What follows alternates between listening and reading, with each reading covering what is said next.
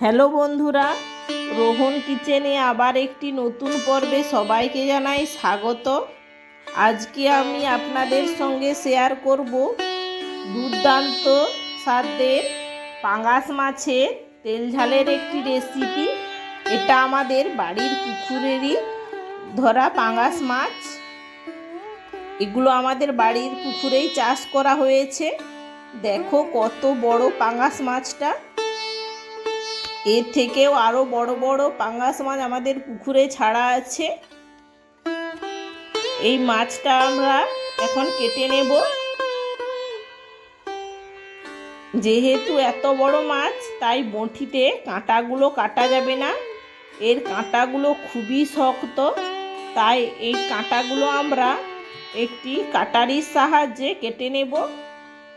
একটি কাঠের ওপর কাঁটাগুলো রেখে এইভাবে কাটারির সাহায্যে কাঁটাগুলো কেটে নেব। এই মাছের তেল ঝাল বা টক খেতে খুবই সুন্দর লাগে। আজ আমি আপনাদের সঙ্গে তেল ঝালের রেসিপি শেয়ার করছি। পরে কোনো একদিন এই মাছের আম দিয়ে বা আমচুর দিয়ে টকের একটি রেসিপি শেয়ার করব। এইভাবে কাটারির সাহায্যে কাঁটাগুলো কেটে নেব। দেখো কত শক্ত, কাটা যাচ্ছে না।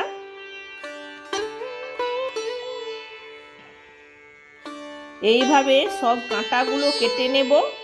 এবার আমরা বাকি পাখনাগুলো বঁটির সাহায্যে কেটে নেব। এবার আমরা মাথার দিকে কেটে নিচ্ছি। এই মাছটা যেহেতু খুবই শক্ত, কাটতে পারছি না, তাই দেরি হচ্ছে। এইভাবে মাথা দিকে ঠোকরা বার করে দিলে মাছগুলো কাটতে খুবই সহজ হয় ও কাটাও খুব সুন্দরই হয়। এবার আমরা লেজার দিকে কেটে নেব। এবার আমরা পিস পিস করে নেব। দেখো কত বড় বড় পিস হয়ে যাচ্ছে। আর মাছটার খুব প্রচুর রক্ত, তাই আমার হাতটা পুরো লাল হয়ে গিয়েছে। এবার আমরা মাছের পেটি বার করে নেব। এইভাবে পুরো মাছটা কেটে নেব।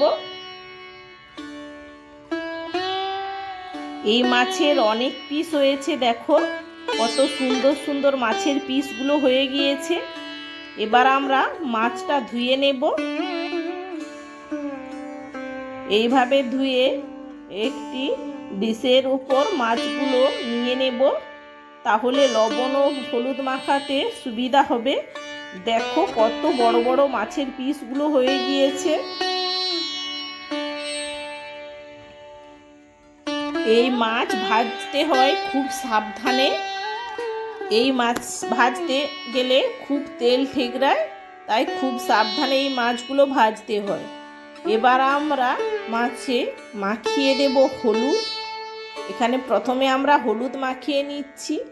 যেহেতু মাছের গাটা খুবই তেলতেলে, তাই প্রথমে আমরা হলুদটাই মাখিয়ে নিচ্ছি। এবার আমরা দিয়ে দিচ্ছি হলুদ, পরিমাণ মতো হলুদ দিয়ে ভালো করে মাখিয়ে নেব। এবার দিয়ে দেব পরিমাণ মতো লবণ দিয়ে ভালো করে মাখিয়ে 10 মিনিট রেখে দেব, যাতে মাছের মধ্যে লবণটা ভালো করে ঢুকে যায়। এইভাবে ভালো করে লবণটা মাখিয়ে রেখে দিতে হবে 10 মিনিট। 10 মিনিট পর একটি কড়াই গরম করে দিয়ে দেব পরিমাণ মতো তেল। এখানে আমরা তেলের পরিমাণটা একটু কমই দিয়েছি। এবার আমরা তেলটা গরম হয়ে গেলে একে একে মাছ ভেজে নেব। এখানে আমরা অল্প অল্প করেই মাছ ভাজছি। এখানে আমরা 4টা মাছ দিয়ে গ্যাসের ফ্লেমটা মিডিয়ামে করে রেখে সরে গিয়েছিলাম, না হলে গায়ে তেল ঠেকরাতো, তাই একটু আমরা দূরের দিকে সরে গিয়েছিলাম। এক পাশ লাল হয়ে যেতে উল্টে পাল্টে ভালো করে ভেজে নেব। এইভাবে মাছগুলো লাল লাল হয়ে গেলে মাছগুলো নামিয়ে নেব। একইভাবে বাকি মাছগুলোও ভেজে নেব। এখানে মাছগুলো খুব সাবধানে ভাজবে, না হলে গায়ে তেল ঠেকরাবে। এখানে ঢাকা দিয়ে দিয়েও মাছগুলো ভাজতে পারো।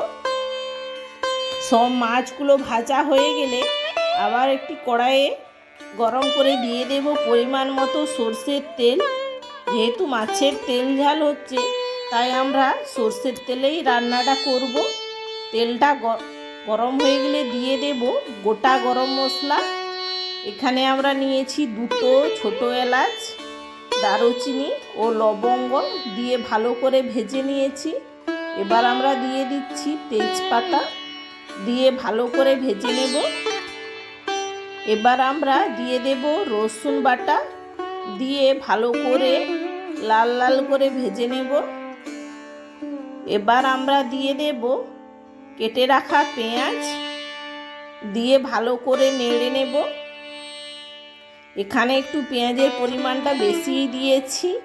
তোমরা চাইলে এখানে পেঁয়াজ কোচানোর থেকে এখানে বাটাটা দিতে পারো। বাটাটা দিলে তেল ঝালের টেস্টটা খুবই সুন্দর হয়। আমরা এখানে কোচানো পেঁয়াজটাই দিয়েছি। পেঁয়াজটা লাল লাল হয়ে আসলে দিয়ে দেব কেটে রাখা টমেটো, দিয়ে ভালো করে নেড়ে নেব। টমেটো দিয়ে ভালো করে নেড়ে দিয়ে দেব অল্প পরিমাণ মতো লবণ।